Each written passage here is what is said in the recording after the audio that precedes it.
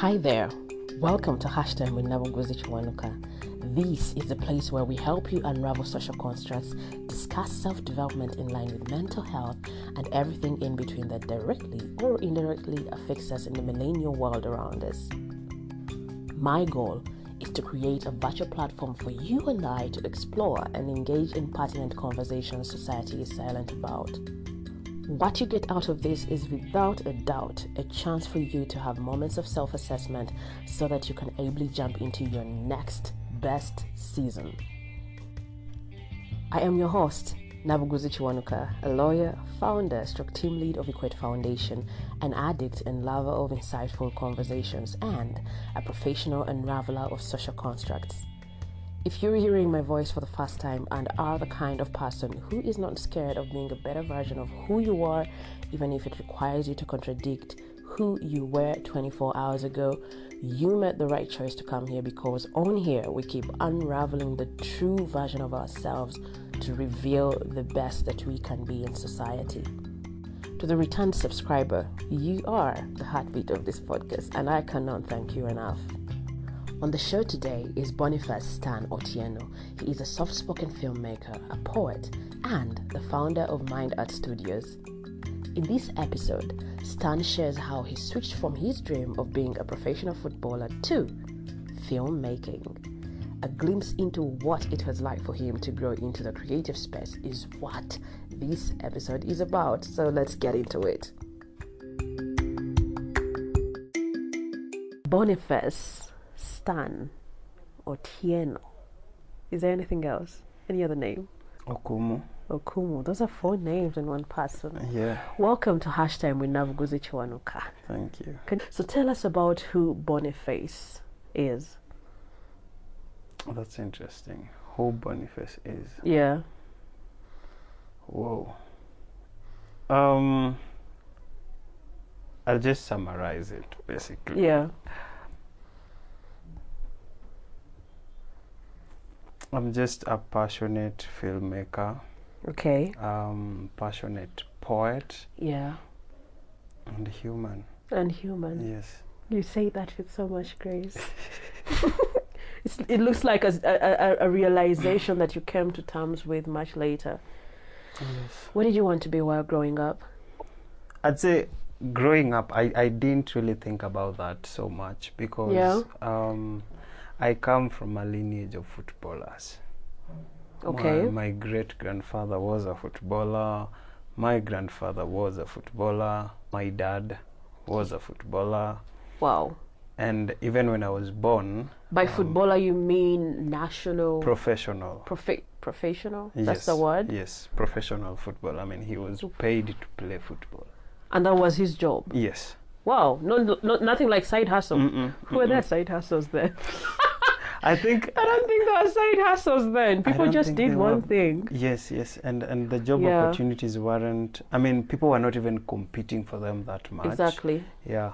So even when I was born while my dad was still playing football actively. And I remember during his free time, that's when I used to train with him. So even my toys when I was young were just football and boots and socks, jerseys.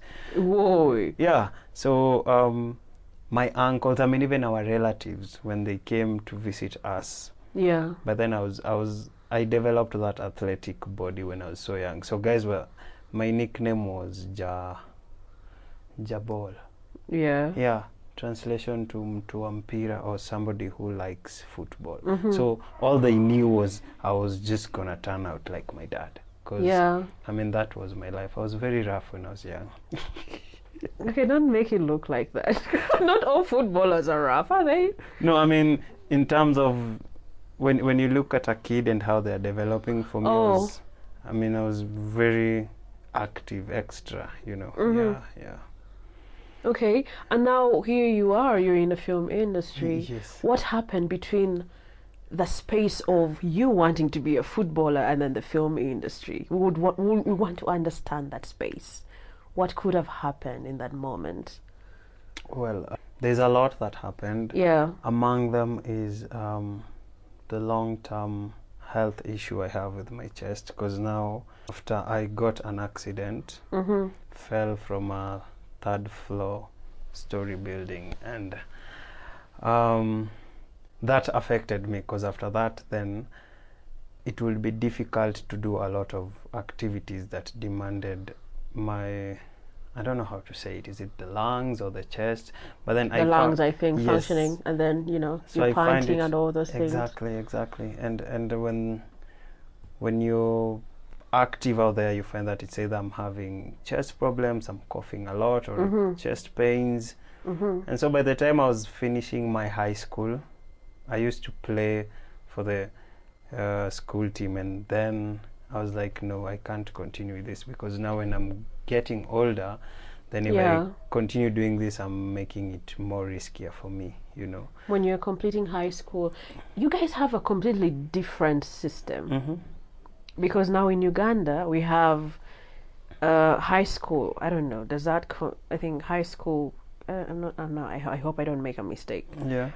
We have, let me just say secondary school. Yes. Secondary school has 6 years, and you guys have 4 years. Yes. So when you talk about high school, are you just talking about those 4 years? Yes, the 4 years. So by the time I was finishing my 4th year, actually, how old is that? Like 17? I was 16, 17. Yeah. So when I was finishing on my 3rd year, Form 3, that is when I resolved into now quitting football. I was not going to chase it as a profession. So I was looking for other options, and by then I was really in love with history and business. And so I'm like, you know, we need to make money, because reality on the ground was I was struggling with my fees. And now my perception is, when I'm looking for a job, I need to look for a job that gets you the money. Yes. And so I was like, law, that's easy, because man, you win, you lose a case, you're still earning. Law, that's easy. I mean, that was my mindset then, you know. I mean, it was just chasing the bag, and I was like, I want to be, if not law, I want to be an accountant, because you will be having that money, you know. I mean, look at me. But well, you're not an accountant, so exactly. So we're not holding anything against you. Yeah, so that was the mindset. And when I was joining now the 4th form, I was like, this is what I'm gonna work towards. And at the end of the year, I accomplished that. But now, due to fee problems at home and all that, I couldn't join uni. So during that period, there's also that realization that, okay, books are not going to work here. What is the other option? And now I started engaging in community services, volunteering in community programs that were happening. And just through that is when I happened to be in a community program, and they were teaching about media. So they're training about media and how you can advocate for your community's rights and needs through the media. So there's photography and there's videography. Wasn't that interesting at first? But now we went for the second training, now part 2. Now this one was the one that actually I got interested in. Because now the facilitator also had noticed my skill, so she was like, you should try doing this more often, because I can see you have an eye for editing and all that. So as I'm trying to figure out life, because even after that I'm still doing event organizing, I'm still rapping, you know, I'm in studios recording. But you were rapping? I was a rapper, I was a musician at some point. Oh my goodness. My story is a little bit jumbled, but yes. You were rapping? Still at this moment now, after we are done with school. You are so peaceful for rap. Oh my God. Like, you calculate your words. Like, I'm imagining you rapping like, you know where to get it. It's not that boring. It's not that boring. That's what? You rap? Yeah, it's not that boring. Okay. Yeah, so I'm still trying to figure out myself at that moment. And then one of our friends, one of the guys who was in this second training, was part of an organization that was doing another training but still related to media.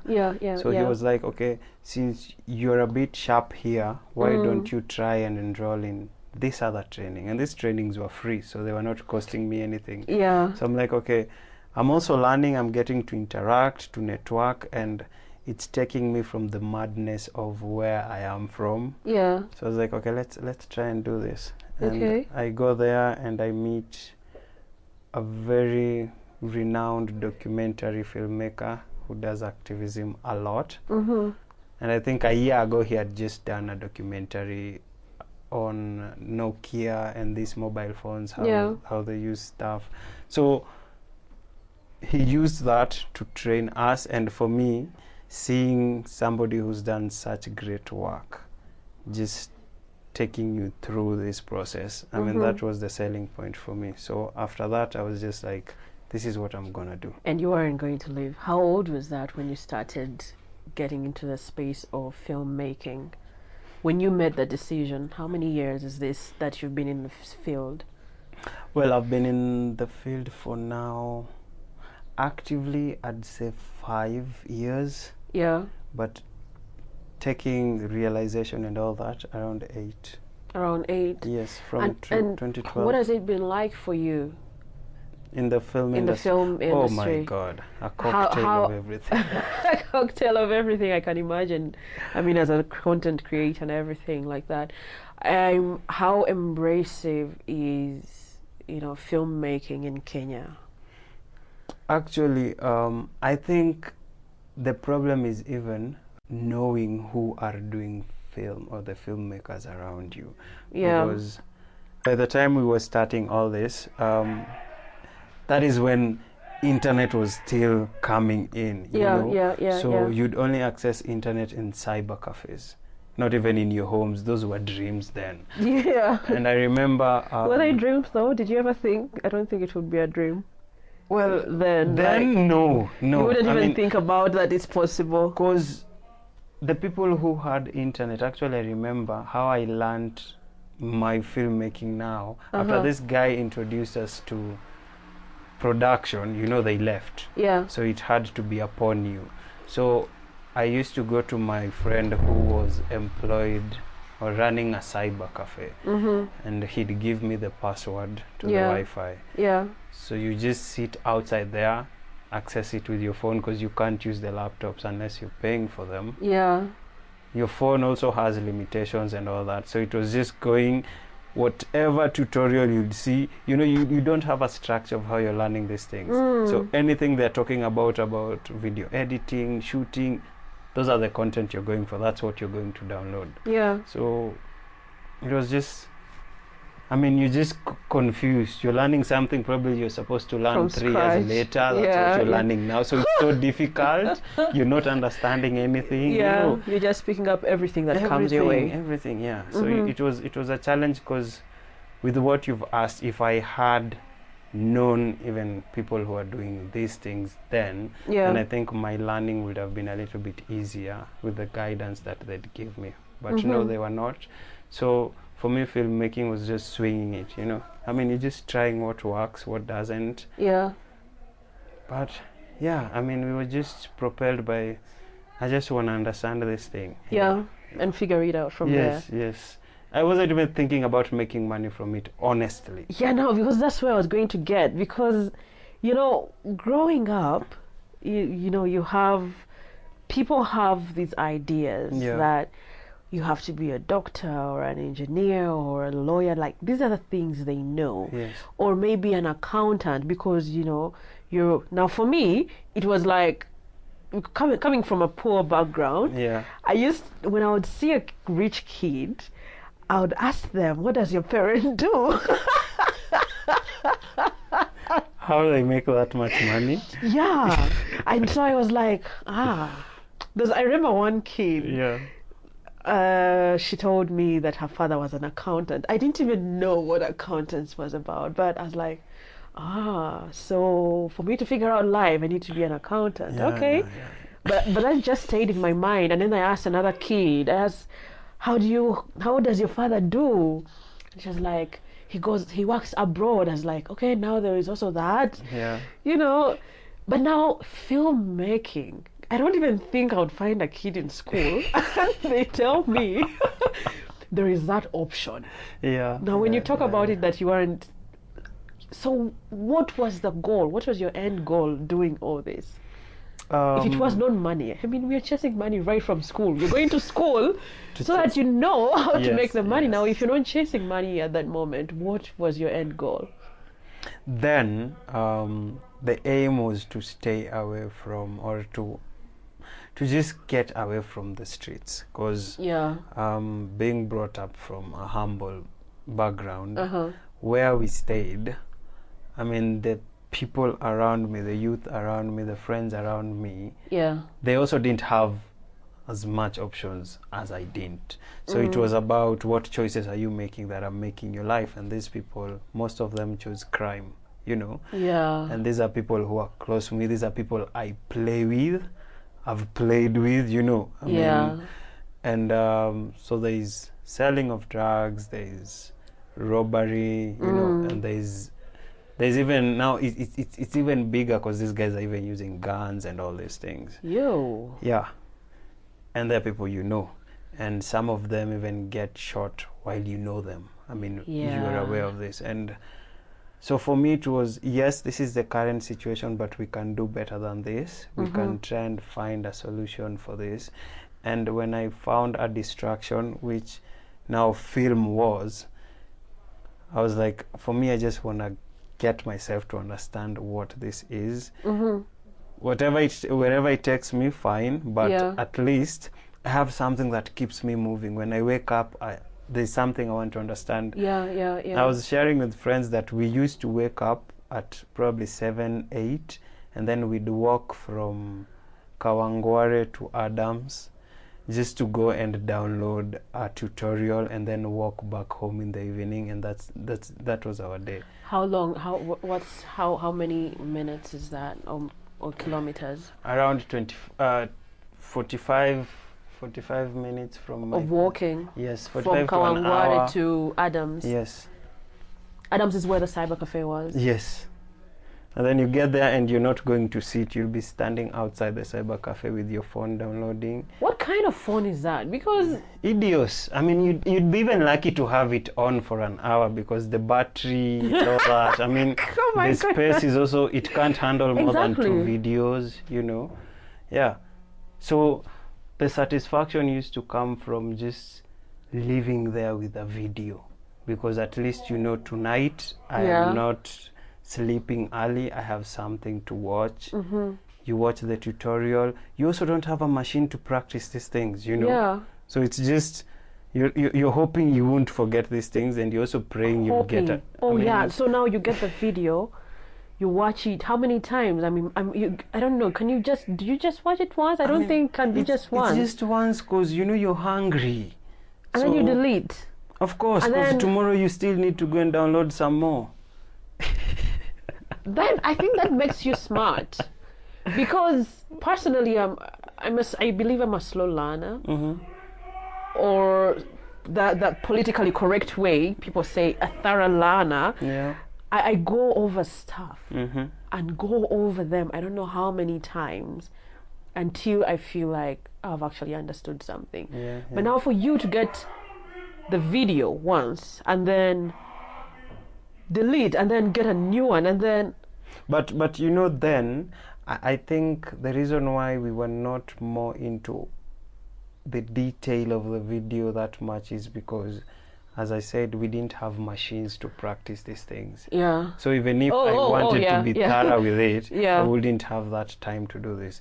So a lot was just, I think it was subconsciously, it was just keeping us in that line, you know. I mean, feeding the hunger that you had then. Because looking at it, when now I got a machine and doing all these things, I mean, there are videos I rewatched to understand the things I did. Yeah. But there are things also that I could remember. You know, it's just like, okay, this was happening like this. So you just go to YouTube for refreshment, but you had an idea of. Yeah. Okay, and now you have you didn't mention. You just talked about how you're a passionate filmmaker. Yeah. You didn't mention to us about MindArt. Oh yeah. Look at yourself. No, I said I'm a passionate poetry. I'm passionate in poetry. Can you help us understand what MindArt is about? Well, MindArt is, I don't know. I get this question and I cringe a little.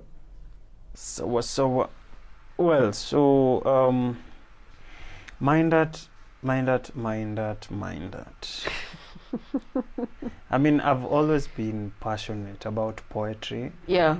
Because of my rapping skills. Right. So when I decided I wasn't gonna do rap anymore, I needed a way to vent out, and that's how I landed myself into poetry. Because I felt like I didn't need to be performing. I'd just write and people would read what I'm doing. Yeah.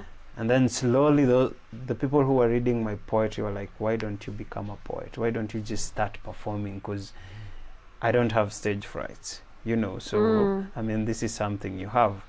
Then I started doing performing, but then I still couldn't get shows because the mindset around people were working in cliques. Yeah. You know. Yeah. And now you're new. You don't know these cliques. I'm trying to bring myself so that these cliques can see me, but nobody's noticing me. And around this time is when I get an opportunity to go and join a university for the first time in Kigali, you know. Oh. Yes. And so how did you land this opportunity? Is it because of your work? No, my dad had moved to Kigali. Yeah. And so he was like, here I see there's a good opportunity for you to study, because also their fee was a bit subsidized, you know. I mean, looking at in comparison to Nairobi or in Kenya, the fee was a little bit subsidized. And he was like, this one I can manage to pay, so just come get a degree and all this, you know. Yeah. At first I wasn't interested because I was like, man, I've been building. Then I used to do events. So I had a brand by the name Scream Out Loud. We were with a lot of friends. Scream Out Out Loud. Yeah. So what we were doing, it was more like event management and organization. Yeah. And it was growing because we had reached a point we were doing campus tours. And now my dad is asking me to go to school, and I'm like, if I leave this thing, I'm also going to a foreign land. So who's going to help chase these things? Exactly. I mean, what will happen? I mean, I had a lot of fears. But finally, I was just like, let's just try it. I mean, you never know. It's not a wrong idea, you know. Yeah. I mean, if it backfires, at least we tried something. So, yes, I go to Rwanda, and now my mindset is I'm going to try and solidify my poetry career in Kigali. And I get there, I'm looking for events, and I saw one, it was a slam. So I applied to this slam, and 3 days later, they're asking for my articles. You know, I mean, have you written any piece or anything that? Help us understand slam. I think there's. I've seen that word somewhere. Slam poetry. Something like that, I think. Help us understand what slam, because. Okay, slam. In a normal language, plain English, when someone says slam, we're thinking about those, you know, areas with shanties and things like that. So when you say you apply to a slam, like, wait, what? Okay. Help us understand what the slam poetry is. Slam poetry is a competition where poets come and compete lyrically. I mean, they are judging your poetry from performance to writing skills.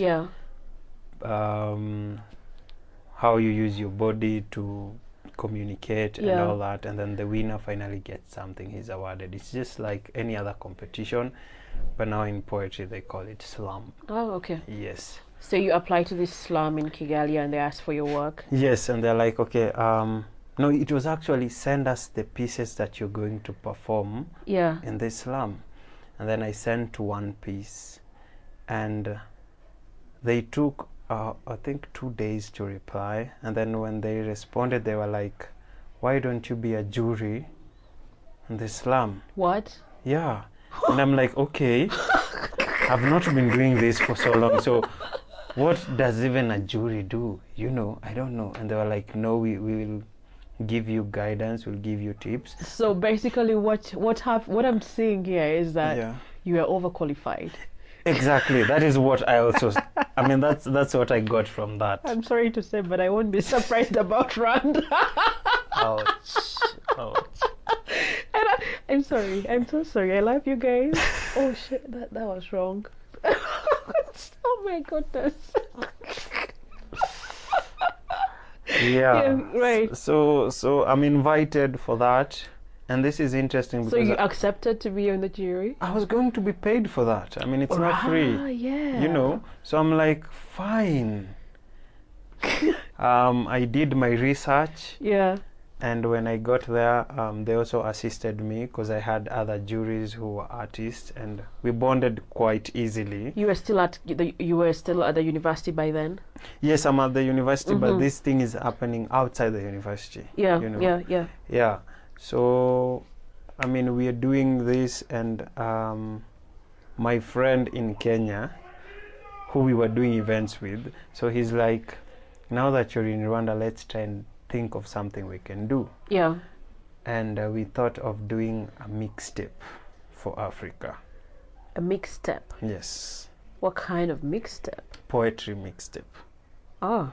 So the idea was to record, every year we were supposed to do 52 pieces in a mixtape. So each and every African country represented in the mixtape. That's huge. Yeah. And the title of the mixtape was MindArt. Yeah. Wow. So we started the first project. He was supposed to take care of Kenya, and I'm taking care of Rwanda, because we said let's start slow. So we were starting with these two countries. So the first mixtape was to have only 2 audios. Yeah. Rwanda and Kenya.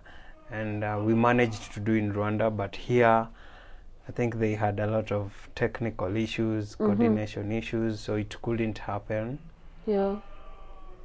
But the success of what I did helped me work with a lot of poets, because after they saw my work, guys were just reaching out, because people the mixtapes. Yeah, they weren't doing much videos in Rwanda. So even this organization that were doing slam. The mixtape was in visual format? Yes. I ended up doing it in a visual format, but it was only one single. Yeah. You know. So this organization saw what I had done, and they were like, if you can do videos, then why don't we partner? You know. And I'm tabling the idea. Let's be recording this thing for the winner. If somebody wins, they get an audio and they get a video. Yeah. And how are we collaborating? I'm like, we will be shooting. I had a camera then. So, I mean, that's how we started working. And we built a lot of content through that. We managed to help a lot of poets. I'd say a lot of poets use that to create a catalog that right now, if you go to Rwanda, majority of the poets that we worked with then are big names in different industries there. Yeah. You know. Yeah. How many poets have you worked with as MindArt so far? So far? Or how long? How many years has MindArt been in existence? So MindArt was the label came about in 2018. Now later on. Yes. So that's when we started working now with poets. And since then we've worked with around, we're going to, is it 50? Yes. 50 poets. Yes, because we From 2 countries still? from 2 countries we are going to 70. Oh yeah. Yeah. Yeah, because the number of poets I've worked with in Rwanda it's not that much. Yeah. But I mean, we've worked with a lot of poets from Rwanda. Yes. So where do we see MindArt? When? When? Yeah. I mean, when? You can tell us. Well, I think there's a lot to expect from MindArt. I personally don't know because I feel like it's a baby that keeps growing every day. Yeah. And right now that I'm putting so much focus in it because I've brought the production bit of it inside the label. So, I mean, let's just say we're still chasing the goal because the goal is to be the biggest poetry content provider in Africa. And that's what we're chasing. I mean, that's what we keep working towards. Yeah, and we hope to get there. I mean, that's where we are going. That's where we're going with MindArt. Yes. So you've talked about, there was a moment somewhere at the beginning when you talked about how you used filmmaking to go off the streets. Yeah. And looking at that, I'm looking at a young person possibly having struggles with their mental status. Yeah. What was it like in that moment? When I was chasing whatever I was chasing. Yeah, when you were walking away from the street and the people that you knew, and now you just have to totally change your environment. First of all, what really pushed you to feel like I have to be different? Because oftentimes there is even a proverb. I don't know, is it there in English? I think it's there in English. What does it say? I think, let me first say it in Luganda. In Luganda we have a proverb. Mbolira goita naye, nkubulira empisa ze. Tell me the person that you hang out with, or the person that you walk with, and I'll tell you about who you are. It's just like that in English. It's there in English. Tell me your friends and I'll tell you who you are. Yo. Yeah.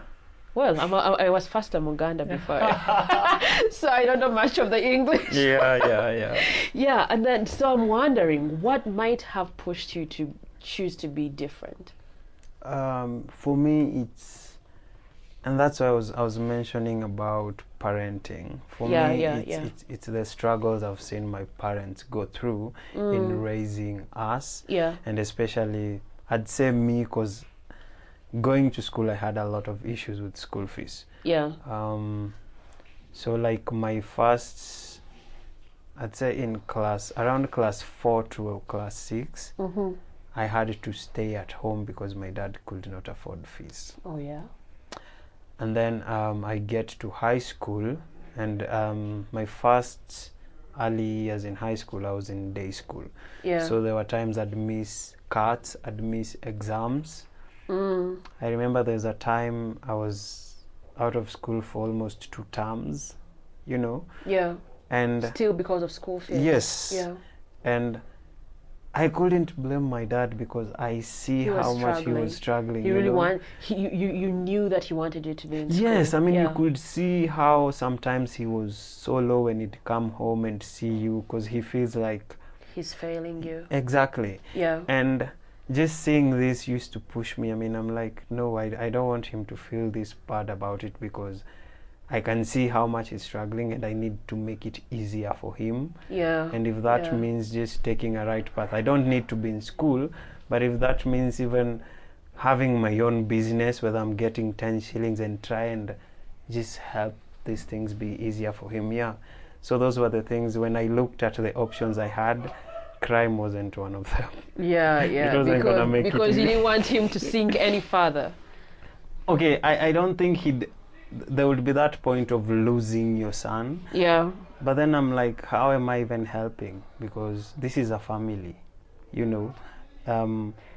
are together because of a reason. And if I see he has the option of even walking out of the family and leaving you guys there, but he's sticking around. Yeah. So him just being there and struggling with us no matter what we went through, that was everything. I mean, I'm like, I'm also gonna stick here, so we just have to make things better. You're just going to figure it out. Exactly. How do you take care of your mental health? Interesting. Yeah. Well, because being in the creative industry, it's crazy. It's crazy. It is one thing to be in the creative industry as a side hustle. But full time. It is another when both of your feet are in there. Yeah. True. How do you take care of your mental health? Well, I think I define myself as an introvert. Yeah. And introversy for me. You don't have to define yourself. It's just there. It's okay. It's just there. Thank you for rubbing it off me. Thank you. Yeah. So I think introversy for me is more like a therapy, because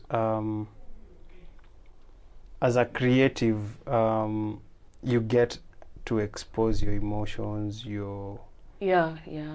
I mean, you get to be so open to people because you have to understand them so that you can create things that they can relate to, or even if they can't relate to but can help solve a lot of problems in the society. Mm-hmm. And once you put yourself in that situation, then it means you're so vulnerable to mental health issues because you're too open to anything. Somebody will say something and it will hit you hard, because those are the things you're pointing to try and help them solve their problems. Yeah. So for me, a lot is introversy.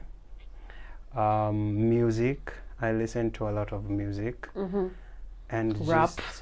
Well, not a lot of rap. I don't feel like rap is therapy. No. Like It's so a lot hip, of acoustics. Yeah, thank Yes. you. Thank you. Rap. And I'm sorry to the rappers. No, it's okay. But maybe it is. Is it? It depends on who you are. But yes, I have friends who have to listen to some very hardcore rap before even they do their performances. And to them, that's charging them for something. Yeah, that's charging. But now when you're doing cleansing, when you're listening to, when you're cleansing certain yourself, artists, there are certain artists who are doing rap, but it's so therapeutic. Really? The message itself might just make you cry, and crying is therapeutic. So there's some that work. Mm-hmm. Yeah. So that and music. Gaming. I'm just crazy with games. What kind of games? Video games. I play a lot of video games. I play a lot of cards. Cards? Yes. Mattered. Poker. Yes. What's poker? That's what you're saying. Just cards. You know, cards you shuffle. Casino kind of cards. Okay, I think that's pro. I've not got into that. Okay. That's pro. So for me, I use it for just being at ease, traveling. Mindfulness, more like it. To tap into your mindfulness, being present. Yes. Just taking me off anything else and try to center your mind on one thing. Yeah. Meditation. Yes. Working out. Yeah. So I don't have a specific. It depends on the day. I'd say some are part of my routine. Some depends on how things went on set or whatever. Yeah. Okay. Thank you so much for I was going to say for having us. Yes, I had you. I'm still having you. Thank you so much for coming to Hashtag with Nabuguzi Kiwanuka and share with us your story, your experience in the art industry. Mm-hmm. And, is there anything that you have to leave for people in the creative industry? Anything. A message. Yes. Probably this might help. Mm-hmm. But I think what I've learned so far, and I'm still learning, but what I'm realizing is there's a lot of unknown in the film industry or in the creative sector, and it's making people wild so much that instead of helping, it is a competition. You get? Because I realize that if I get to know about something and I'm so sure you don't know, then I'm using that to my advantage. But then there's so much that we can do, and we can do so much, and it won't still be enough, because everybody will still get what they want. Yeah. So it's just about helping people grow and just being patient with yourself, because social media is really messing people up with what people are doing and what people are not doing. Just be patient with yourself, and as long as you're doing something that is taking you towards something, as long as you have a goal and you're chasing it, just relax. You don't have to make it today. You don't have to make it in the next 3 years. As long as you're focused. There's a writer who says once you give yourself 3 hours a day, you need he says you need 24 hours for you to master an art. 24 hours you can take 1 hour every day, or you can do it in a whole day, but for 24 hours you will master it. After mastering, you just need to create a routine for that. So it means if you just submit yourself or you commit yourself to something, you just give it time. Don't rush. Don't be in a hurry because somebody has reached somewhere. You don't know people's stories. Their stories are different. Exactly. And we are walking so many different walks. I can't copy yours. I don't know where you're headed to. So just be patient with yourself and mind your mental health as well. Thank you so much. You are welcome.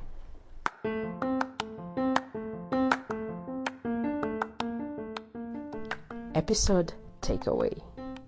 Be patient with yourself in all your life's pursuits. Thank you for tuning into another episode of Hashtag with Nabuguzi Kiwanuka. If you loved what you heard, make sure you subscribe to Hashtag with Nabuguzi Kiwanuka in your podcast platform of choice, and make sure that you share this episode with your friends or the whole podcast. Let them know that we keep bringing up conversations that unravel the truest version of yourself.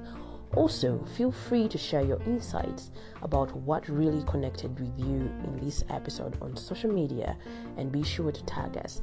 We are at Hashtag with Nabuguzi Kiwanuka on Facebook and Instagram, and on Twitter we are at HTNK Podcast. HTNK is in caps lock and podcast is in small case, but it's all one word.